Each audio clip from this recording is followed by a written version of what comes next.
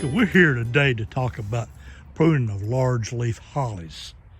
Large leaf hollies include some of our native hollies, Nellie R Stevens, and some of the Chinese hollies, as well as many, many more.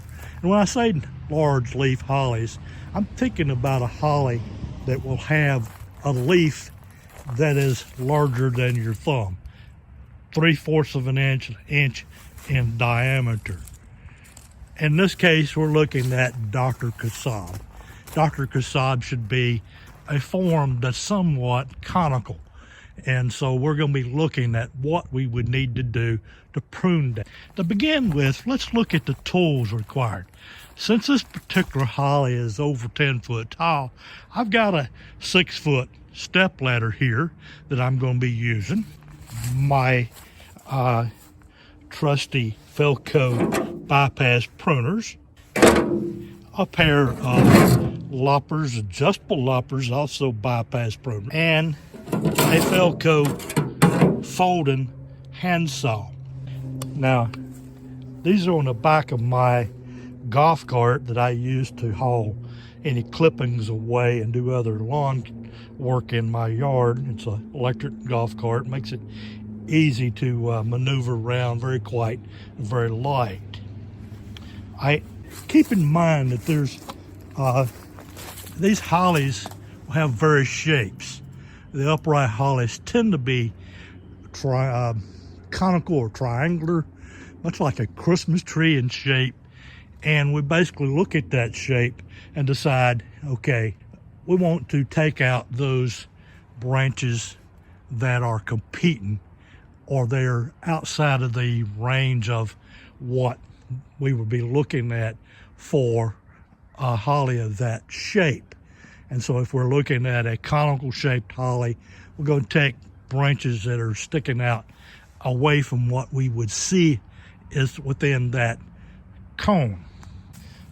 So in doing that, I start off looking at branches that are outside that cone, and I may go into that branch and I make a choice to prune it. And here I'm pruning this twig. You notice I'm pruning it back to a node or back to another branch that may be a branch that's going to be more compact and stay closer into where I'm at.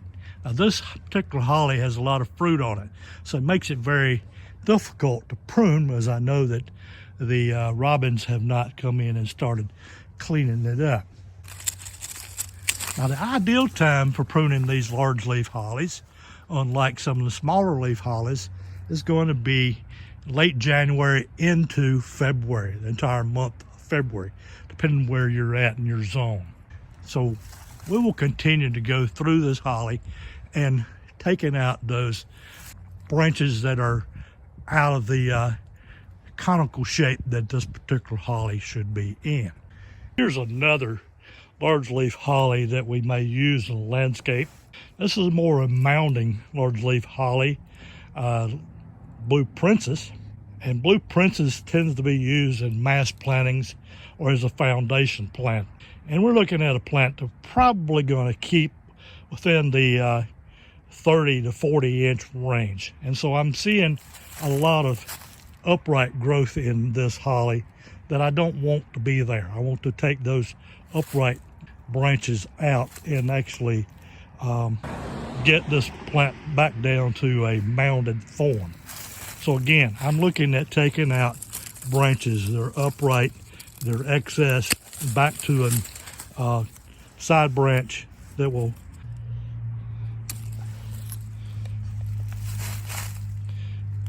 allow this holly to mound.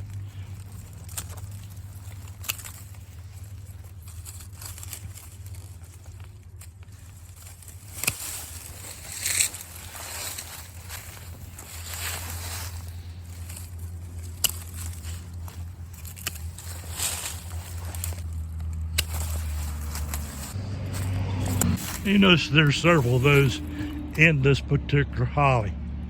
Now we're, for sake of time within the video, I'm not going to cut all those out during the video, but come back after I'm done and show you the finished plant.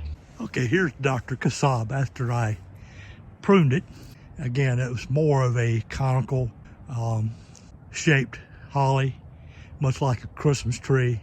And I got most of the competing branches and leaders out of it and left it fairly open. I'm not trying to shear it as tightly as I would if it were a Christmas tree. So you're leaving it open and you're trying to be as sustainable as possible and actually leave some of the red fruit in there for the birds.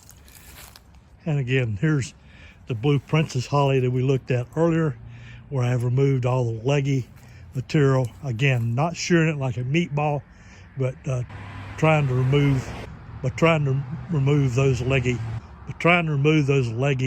limbs and leaders out and leaving it somewhat round and mounding in form. So thank you for your attention, and look forward to sharing a video in the near future on pruning other plants.